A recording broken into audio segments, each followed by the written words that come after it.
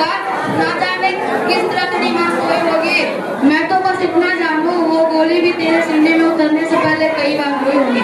Hello respected principal, parents and all my dear friends, my name is Rajeev Thakur and I wish you all a very happy Independence Day. Today is 15 August and we are celebrating Independence Day. अब तो हमारा तिरंगा झंडा भी हमसे यह पूछने लगा है कि क्या बात है भारत आजकल में फहराने से ज्यादा कफन में दफनाने ही तो काम आ रहा हो। महोदय, हृदय तो उस दिन फट गया था बूढ़ी माँ अपने बेटे के चित्रों को देखकर बोली, साहब आप तो भट्टी में एक इंच भी कम नहीं लेते, मैं आधा खरीद कैसे लूँ।